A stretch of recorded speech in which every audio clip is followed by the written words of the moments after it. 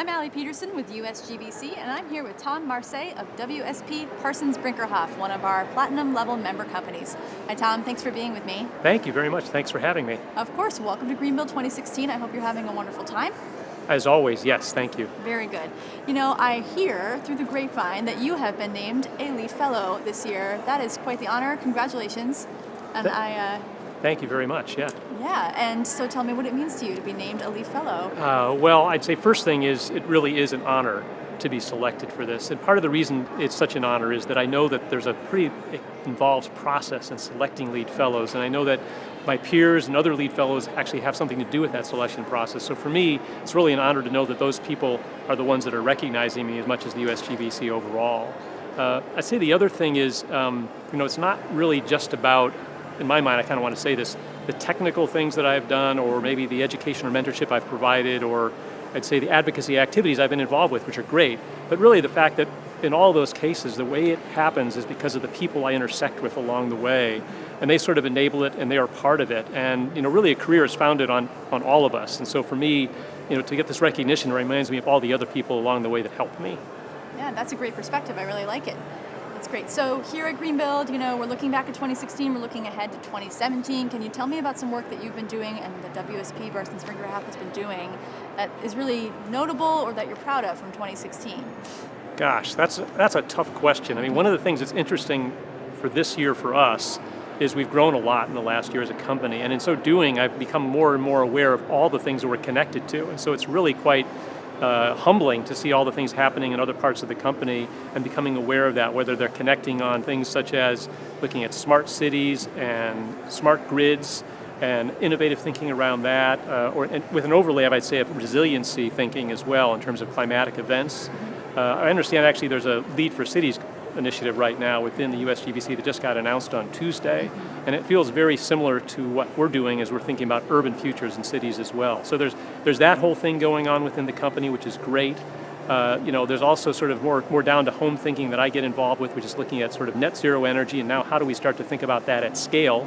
I guess you could again say it's a city scale, and sort of how those factors come together. So there's a lot of stuff like that going on, but for me, the thing I think I'm most proud of within our company, I guess I'm dodging back to the last question.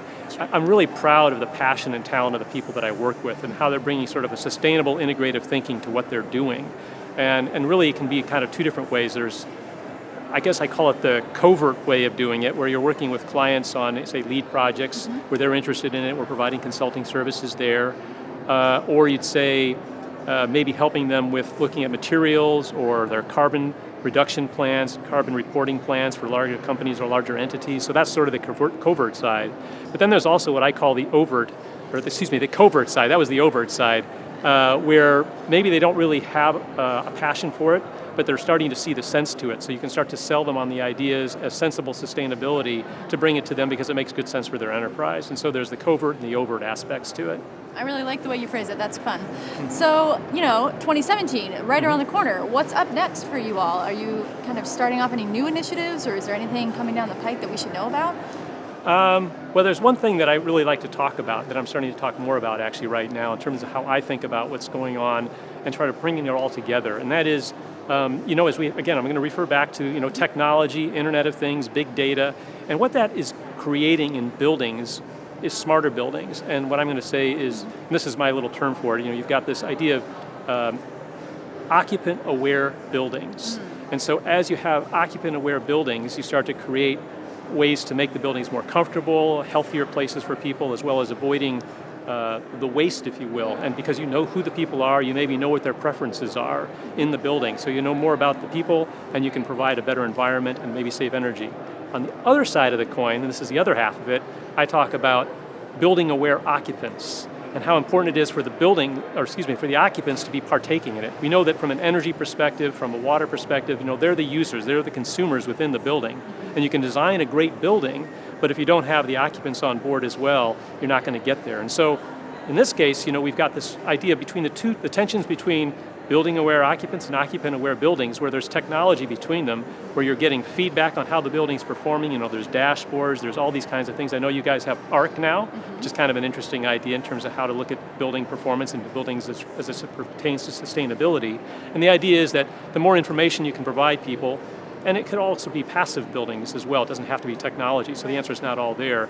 So I think there's two different aspects to it, and so that's kind of what's got me interested right now looking into next year. Wow, that's really exciting. We'd like to hear that. So, we are surrounded by green building professionals, sustainability advocates here at Greenbuild. What's the best part for you personally about coming to Greenbuild in LA? To be honest, I really like to go to the educational sessions. I get inspired by, I just was at an awards luncheon, and it was very inspiring to see the people that are being recognized there and to know what they've done and contributed over the arc of 25 years. But really, for me, it's the connections I make. It's the people I reconnect with or the people that I meet here. And it could be short introductions, but it gets the blood and the juices flowing. When I think about innovation, I think about, it's not always an aha moment. It's sort of, you think of the green building movement, it's sort of something that builds on itself. And so I think of innovation as, an idea of always connecting dots and always connecting new dots. And sometimes they're dots you forgot about, and sometimes there's ones that you didn't know existed and they emerged with 21st century and these kinds of things. So if you meet people and you connect with people, those are new dots that open up of possibilities and thinking. So for me, that's how I like to think about it. That's a great way of looking at it. One last question for you. You all have been platinum members with us for quite a while. What does it mean to you to be members of USGBC at that level? Can you share a little bit about platinum level membership and what you take away from it? Yeah, absolutely. So, first, of course, I'd say, as a company, from a company standpoint, it's great to get the recognition for our own commitment in the larger community. And so I think, obviously there's that aspect of it that we enjoy. But I think really for us, and what I sort of promote down, is the individual benefits that are available to all of our employees as platinum members. And so it's funny, I communicate that out regularly, but I have people now, including myself, I read the USGBC Plus magazine. I enjoy that, and I recommend it to other people to take a look at as well. I also point them in the direction of the Lead AP continuing education opportunities that they have online. And I regularly have actually answered that question multiple times. How do I get online? How do I become that member? So we do that.